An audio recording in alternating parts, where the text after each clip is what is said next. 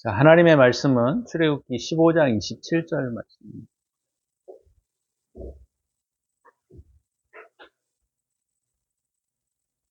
출애굽기 15장 27절.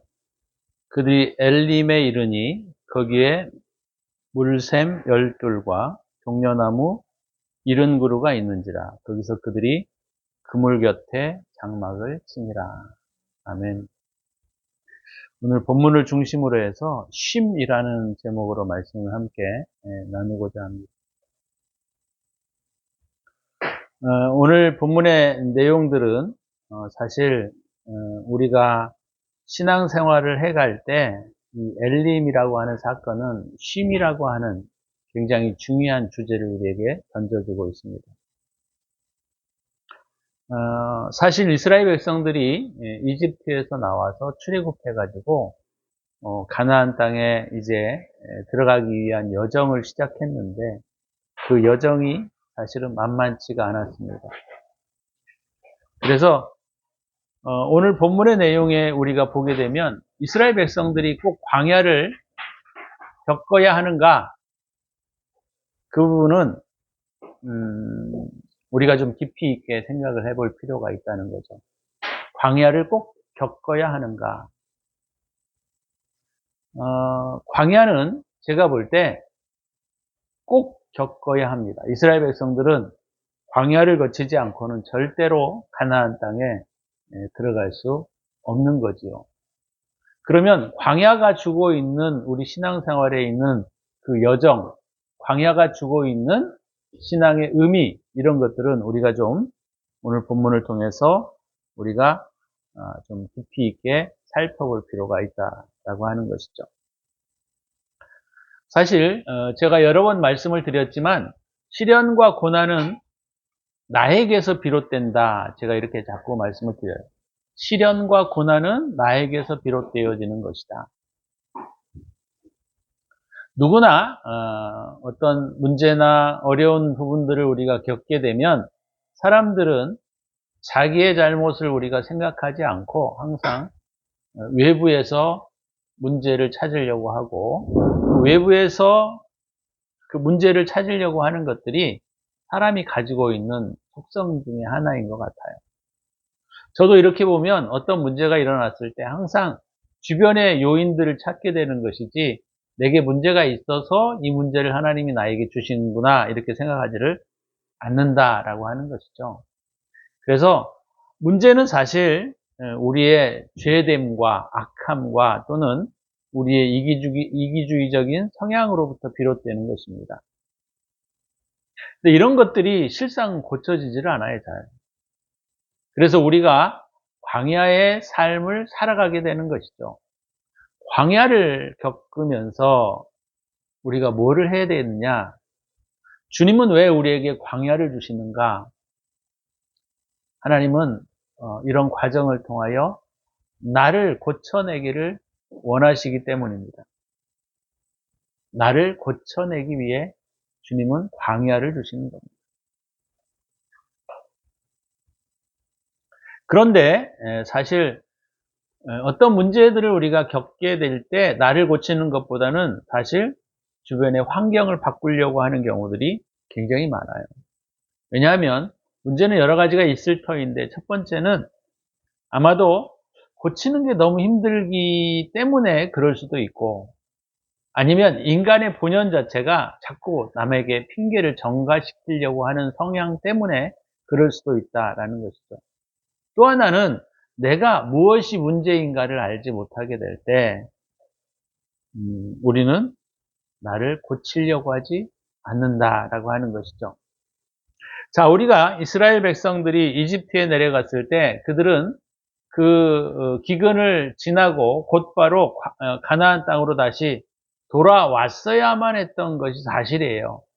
그러나 그들이 이집트에 내려가서 먹을 것이 풍족해지고 삶이 안락하게 되어졌을 때 그들은 가나안 땅으로 들어가는 것을 잊어버리고 살았던 것이죠.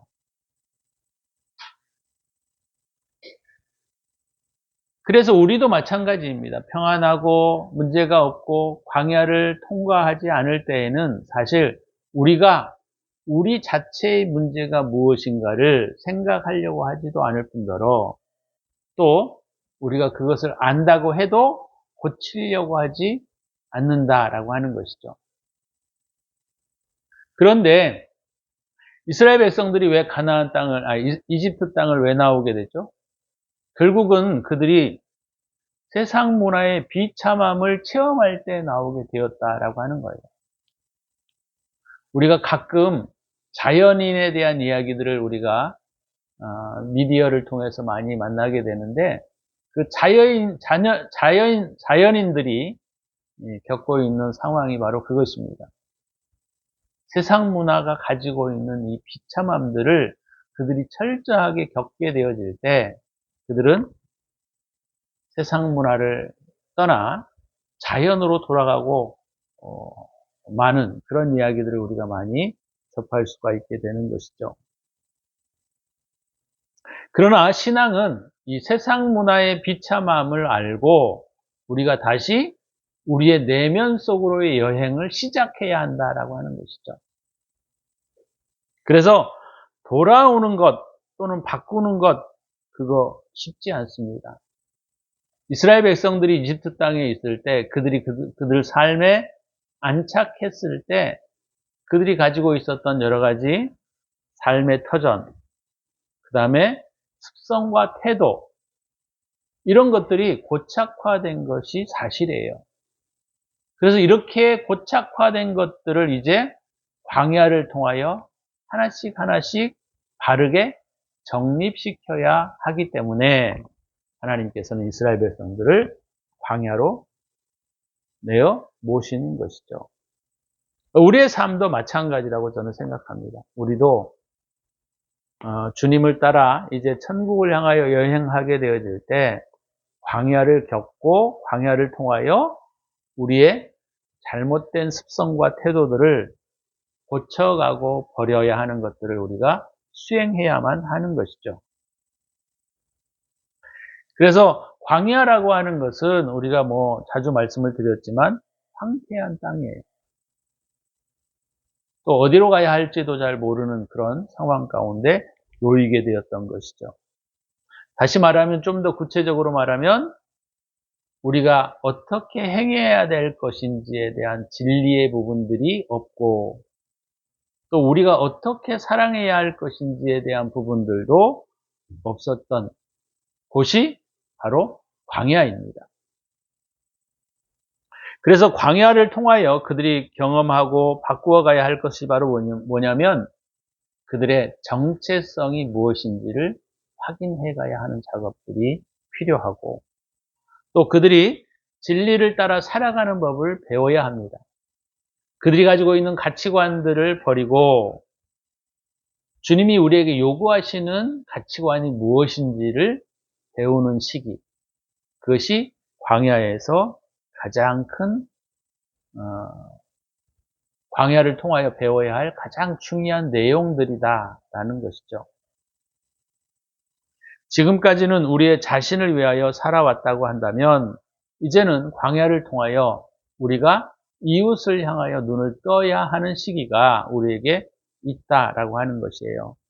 그것이 바로 오늘 이스라엘 백성들이 마라의 그 쓴물 사건들을 경험하기 전까지, 경험한 바로 그 순간까지 내용이었던 것을 우리가 알 수가 있죠.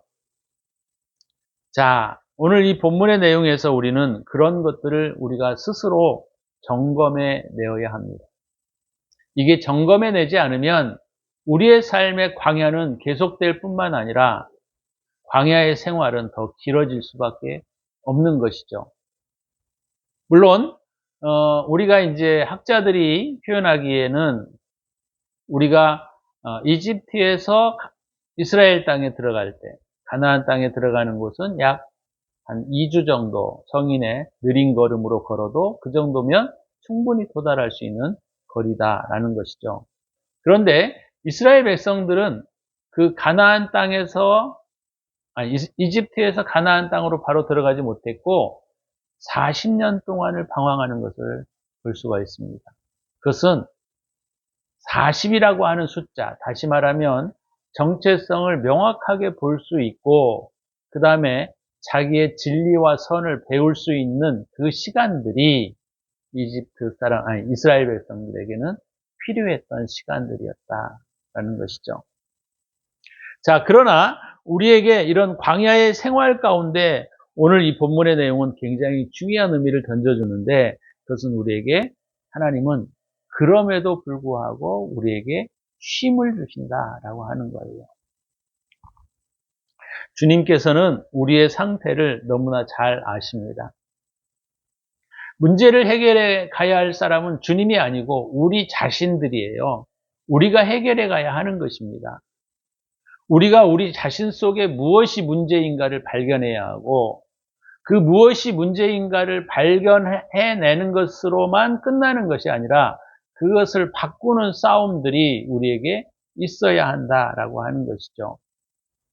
물론 그 문제는 주님이 우리에게 주신 것도 아니고 주님이 우리에게 그 문제를 던지신 것도 아니에요.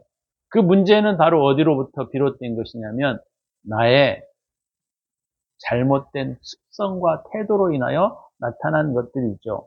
그래서 우리가 이런 광야의 고통과 아픔들은 당연히 받아야 할 고난이고 대가이지만, 그러나 주님께서 오늘 이 본문의 내용에 보면 이게 얼마나 하나님께서 우리를 배려하시고 우리를 이끌어 가시는가를 우리가 정확하게 볼 수가 있어요.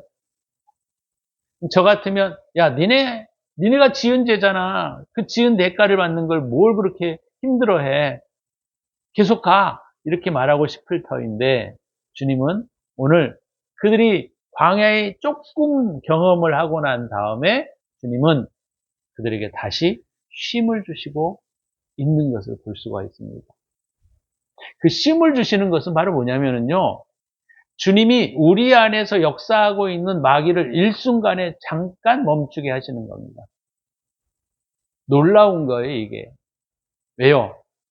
주님이 허락지 않으면 우리에게 시험을 마귀도 줄 수 없습니다. 그렇죠? 그렇다고 할 때 주님이 그 모든 마귀의 활동들을 잠깐 허락지 않는 거예요. 그때 우리에게는 어떤 쉼이 있느냐?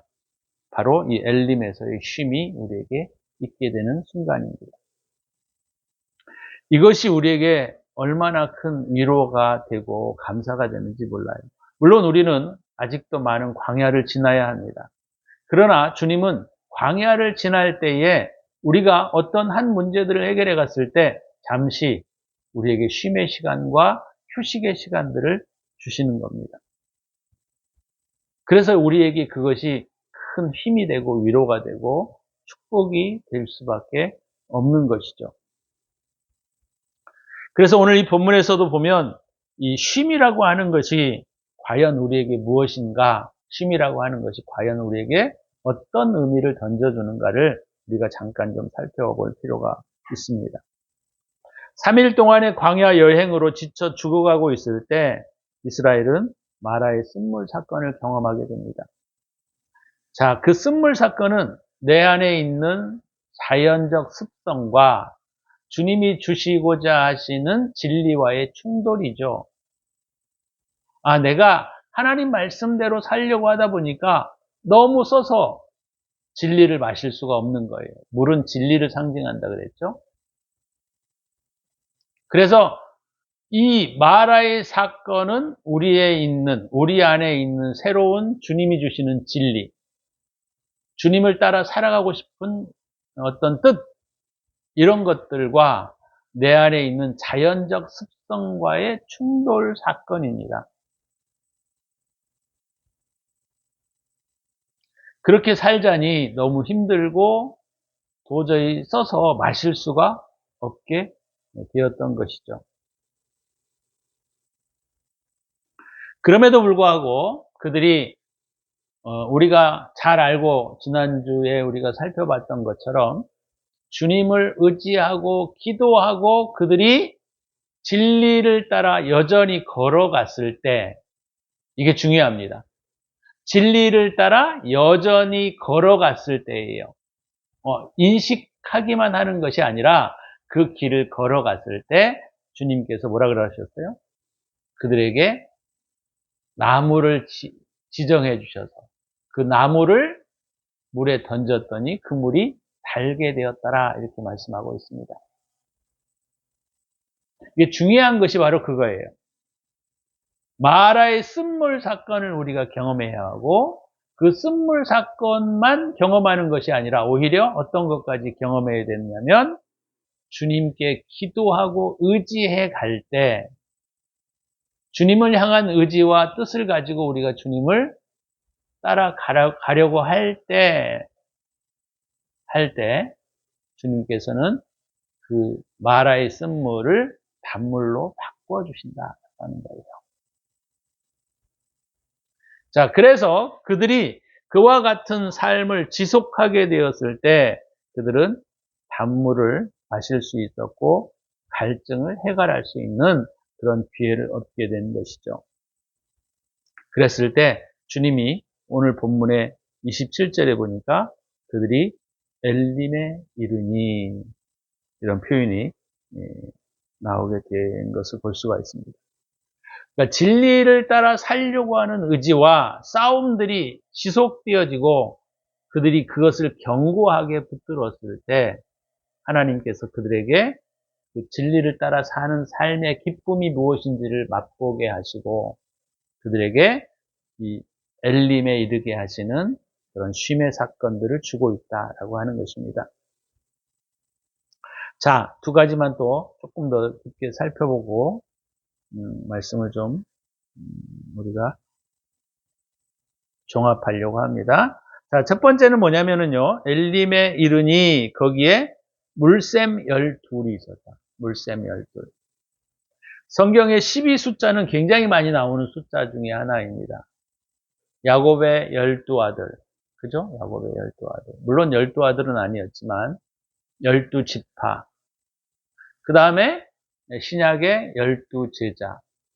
자, 이것이 상징하고 있는 내용들이 요한계시록 21장에 표현되어지고 있는데요. 요한계시록 21장에 넘어가 보시면 잠시 좀 그건 좀 봐야 될 것 같아요. 요한계시록 21장 12절에서 14절에 보게 되면 새 예루살렘이 하늘로부터 내려오는데 그때 어떤 것들을 우리에게 보여주고 있냐면 요한계시록 21장 12절에서 14절 내용에 이렇게 쓰여져 있습니다. 크고 높은 성곽이 있고 12문이 있는데 문에 12천사가 있고 그 문들 위에 이름을 썼으니 이스라엘 자손 12지파의 이름들이라. 그러니까 뭐가 되어 있냐면 새 예루살렘 신천신지라는 말이에요. 신천신지. 거기 보면 하나님의 영광과 하나님의 영광이 나타나는 곳에 12문이 있고 12천사가 있고 12지파의 이름들이 거기에 쓰여 있다라고 하는 것입니다. 자, 천국에 이와 같은 일들이 있는데 자, 또 한 가지는 14절이에요. 그 성곽에는 12기초석이 있고 그 위에는 어린 양의 12사도의 12이름이 있더라 이렇게 표현되고 있습니다. 그러니까 새 예루살렘을 구성하고 있는 그 예루살렘 새 하늘과 새 땅을 세워가고 있는 그곳에 무엇이 있냐면 바로 12지파, 12제자의 이름들이 거기에 기록이 되어 있다라는 것입니다. 그것은 바로 뭐냐면 12이라고 하는 숫자는 진리의 종합체라는 뜻을 가지고 있어요. 진리의 종합체. 하나님의 그 나라의 성전이라고 할 때, 새 예루살렘이라고 할 때, 그것은 12개의 진리로 형성되어 있다. 다시 말하면 상징적인 의미로 12이라고 하는 꼭 숫자를 말하고 있는 것이 아니라 진리의 총합체 그런 뜻으로 우리가 이해할 수 있게 되는 것이죠. 자, 그래서 12개의 샘도 똑같습니다. 그러니까 그들이 엘림에 이르니 그들이 물샘 12이 있다. 물샘 12. 그러니까 샘은 무엇이 터져 나오는 터죠? 물이 터져 나오는 터예요. 물은 진리를 상징한다 했죠? 그러니까 그들이 하나님의 말씀을 따라 살아가게 되어졌을 때 그들은 진리의 총합체로 완성되어져 가는 것들을 우리에게 여기에서 가르쳐 주고 있다라고 하는 겁니다.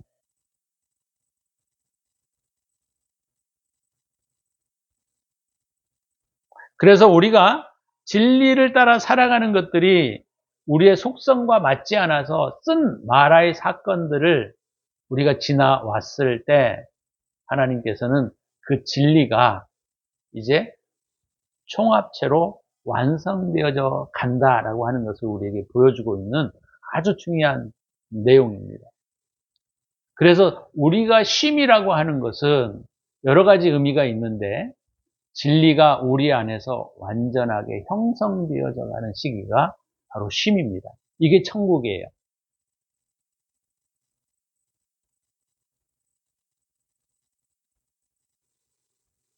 이것은 그리스도인들이 하나님의 말씀을 따라 인내하고 고난을 이겨냈을 때 진리의 완전체를 경험하는 내용들을 우리에게 가르쳐주고 있는 것입니다.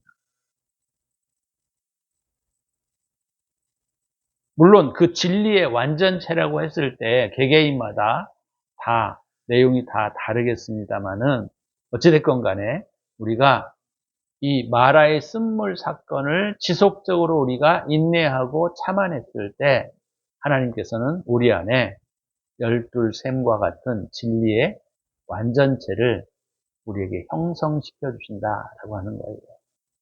그것이 곧 천국이고 그것이 곧 새 예루살렘 땅입니다.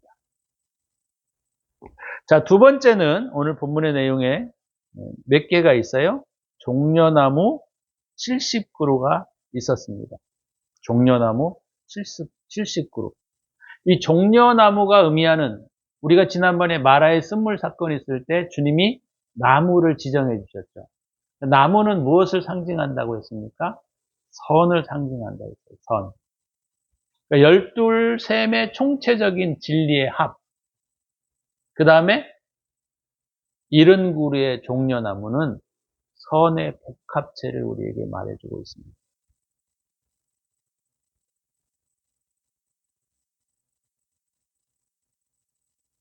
우리가 어떤 것에 대한 선이라고 했을 때 선도 너무 다양하고 너무나 많죠. 근데 그것 중에서도 70이라고 하는 숫자는 선의 복합체를 의미합니다. 그래서 오늘 본문에 우리에게 보여주고 있는 것들이 이 쉼이다라고 하는 것은 성경에 보게 되면 안식으로 많이 표현되어 있어요. 우리가 조금 있다가 안식에 대한 개념들이 여기서 이제 나타나게 될 터인데 안식은 곧 무엇이냐? 우리의 싸움이 그쳐지고 난 다음에 우리에게 주어지는 평강이에요.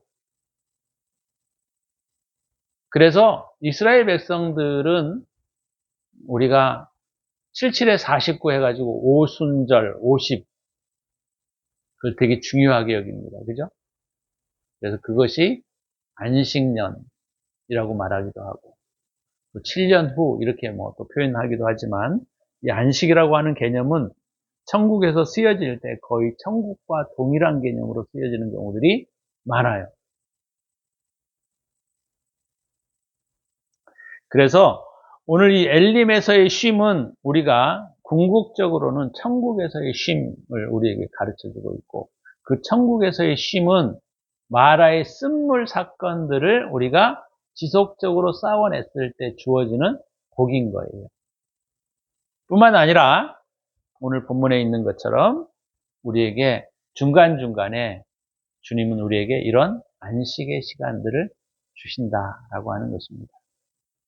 저와 여러분들이 우리 안에 있는 내면의 것들을 바꾸기 위하여 계속적으로 쉬지 않고 우리가 싸워가는 것이 아니라 하나님은 때에 따라서 우리 안에 있는 모든 악한 영들의 활동을 멈추게 하시고 우리로 하여금 이 엘리메와 같은 이 쉼의 시간들을 우리에게 주신다라고 하는 것입니다.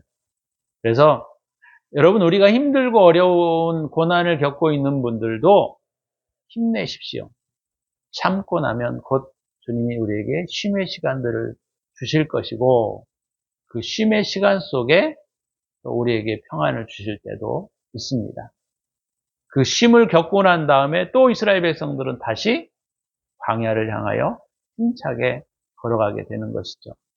저와 여러분들의 삶 가운데 있어도 이런 삶들이 반복되어져 가면서 우리가 늘 싸워가야 할 부분들을 믿음 안에서 잘 싸워가는 저와 여러분이 되시기를 바라고 그런 싸움들을 싸워가는 여러분들이 되시기를 바랍니다.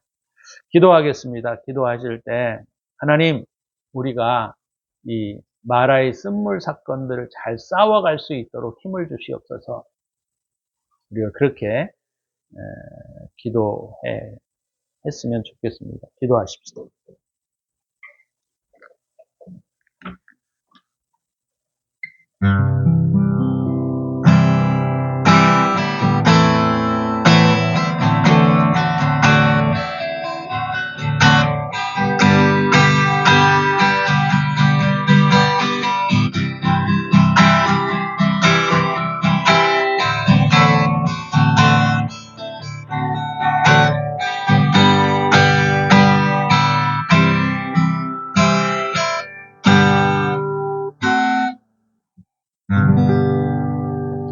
주님, 우리에게 또 쉼을 주실 때가 있음을 우리가 기억하고 우리가 마라의 쓴물 사건들을 통하여 힘들고 어렵지만 우리가 믿음을 가지고 싸워갈 수 있도록 은혜를 베풀어 주시옵소서. 우리가 믿음으로 싸워갈 때 주님은 반드시 우리에게 엘림의 시간들을 우리에게 주실 것을 믿고 다시 한번 힘을 내 싸울 수 있도록 우리에게 은혜를 베풀어 주옵소서. 이제는 우리 구주 예수 그리스도의 은혜와 독생자를 아낌없이 우리를 위하여 내어주신 하나님의 사랑하심과 성령의 축복하심이 오늘도 엘림을 만나는 당신의 사랑하는 백성들, 또 엘림을 향하여 걸어가고 있는 당신의 사랑하는 백성들 머리 위에 이제로부터 영원토록 함께 있을지어다. 아멘.